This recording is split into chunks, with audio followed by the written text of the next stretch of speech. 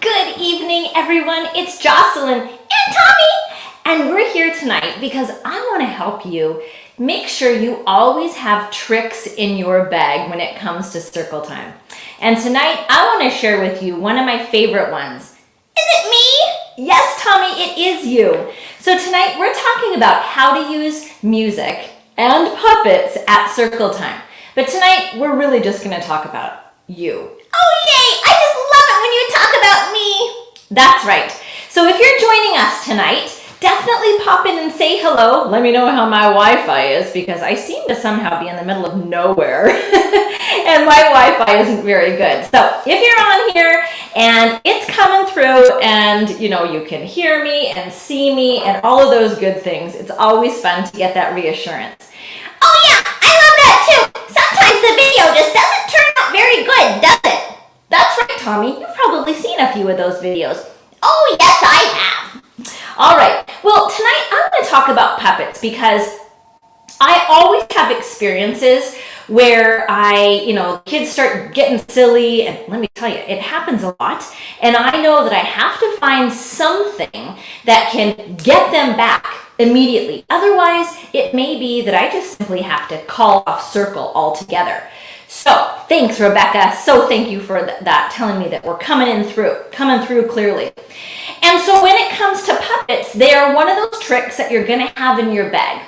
You bring them out at a time where chaos is ensuing and you can't seem to get the kids' attention. That's also another time where you might want to start to sing or start to do, if you can hear me, put your hands on your head. Hey, back to me. Oh, sorry, Tommy. Okay, that's right. We're talking about puppets tonight and nothing else. So they also are a great way to break the ice. So if you're a new teacher, if you're a substitute teacher, if you are, like me, I go into different classrooms, I'm meeting people for the first time.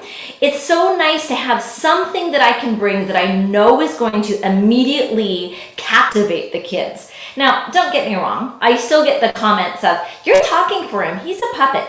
But I noticed that when I stopped and I didn't say anything about it, I just was like, hey, yeah, just kind of let it go. Before I knew it, they were just like captivated by the puppet.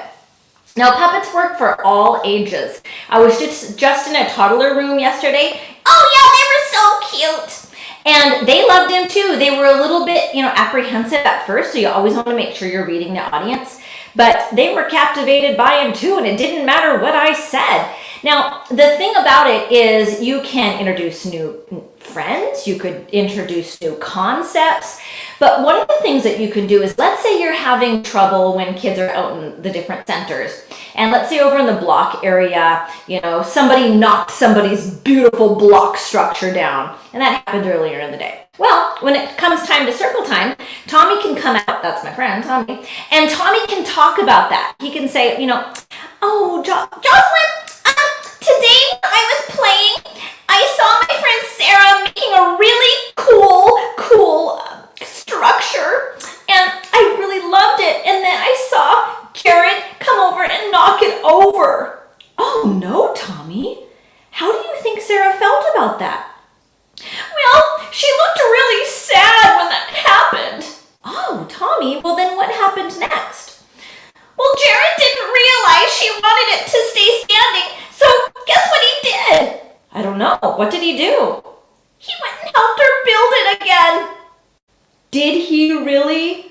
Jared, thank you so much for doing that. I bet Sarah really appreciated it. So I'm just doing a little bit of role playing. So, whether it happened, maybe that's something that didn't even happen, but you can kind of talk through some of these scenarios, or maybe you can even teach Tommy how to do things.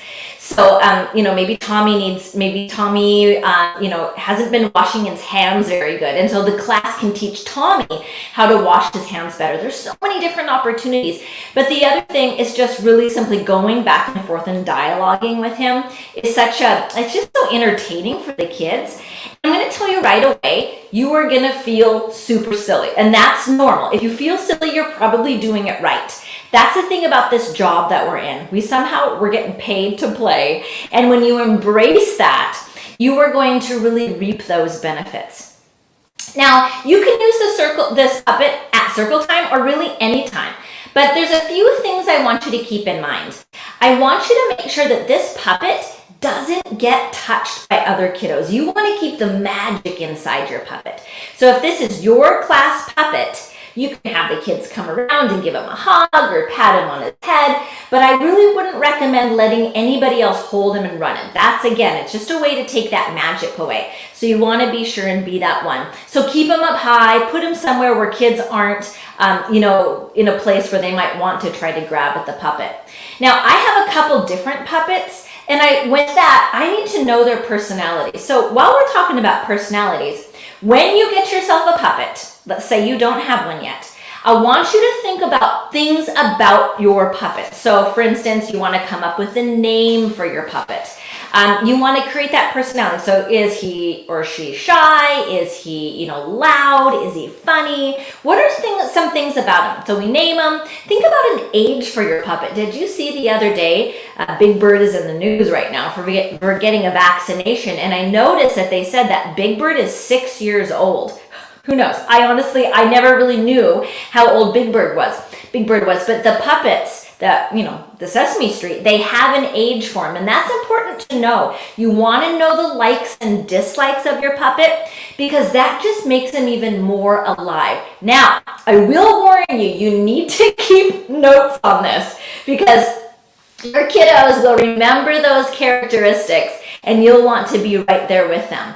So think about those things, make sure you write those down, put those somewhere so that you can always have those at a moment's notice. And if you want to add to them, if you were going to tell a story or whatnot. So there's lots of different kinds of puppets. I have links in this post, so of different ones. So like Tommy is not available anymore. No, I'm not available because Jocelyn, I'm right here. Well, I know, but there's other friends like Tommy, so you can go on there and check out the different links. You can have one who is an Hispanic. I mean, try to think about it. Like, you don't just have to have one puppet. You want to make sure that you're making children all feel like they can sort of relate to the puppet. So take a look at the list of the ones that I have and see if you can find a class puppet. And then let us know what you think. I'm going to tell you, you are going to find the magic in it.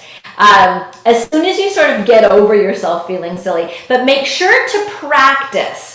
Hunter, what did you say? Well, just today my kids made sock puppets, and that's a whole nother thing. And so that's a whole nother thing because now once you kind of show this interacting with the puppets, like today I used little rabbit puppets, and then they were actually running the puppet, and that's the perfect thing with the sock puppets. That's a great way to do it. They can name them, they can come up with, likes and dislikes. What a great writing activity. You could maybe even write it out for them and they could see you writing. So that's a great idea. So let's see, what was I going to say about, the different puppets that are on there that you can take a look at. Now, when I did this training for members of the Circle, which by the way, the Circle is the membership that I do where I support teachers all over the world, and we give monthly activities, we do a monthly mastermind, and then of course a training. So I did this training a few months ago, and of course right away my friends in the club jumped up onto Amazon, well if we jump up on Amazon, but went onto Amazon and they got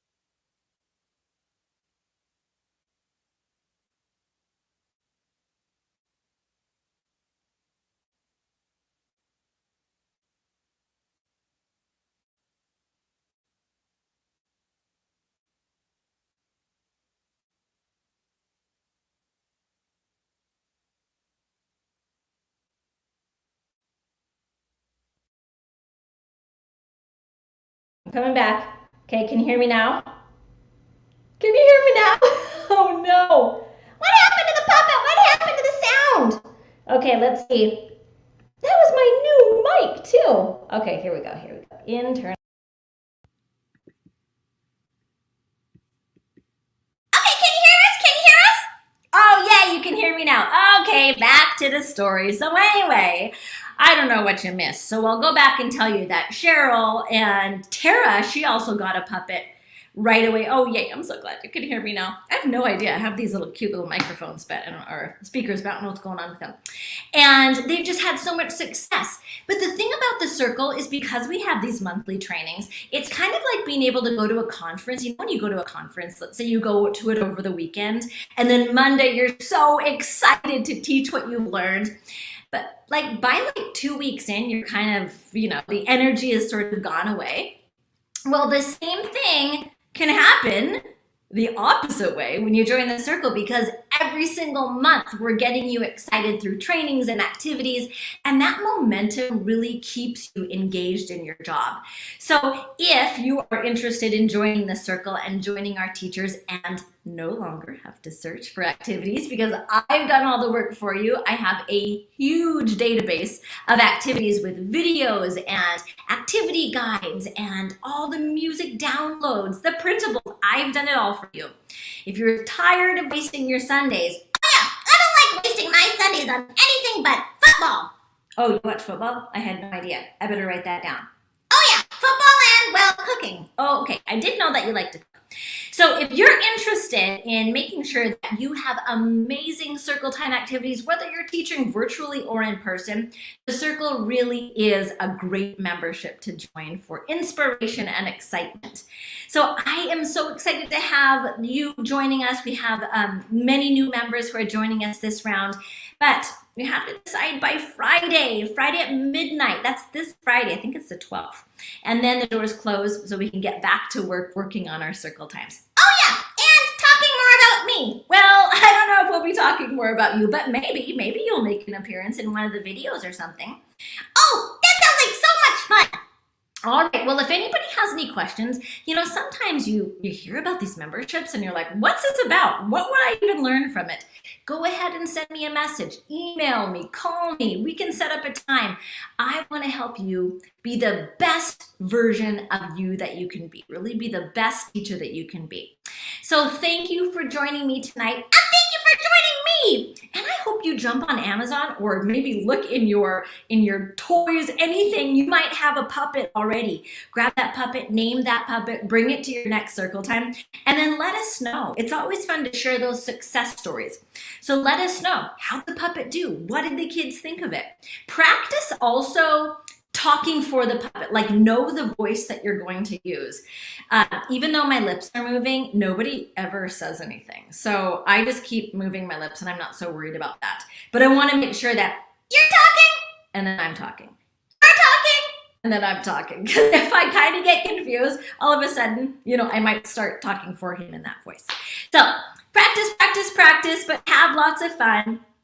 Oh, Katie, thank you. Katie said hi to you. She says you're awesome. Oh, Katie, you're awesome too. All right, my friends, have a great rest of your night, and I'll see you in the circle.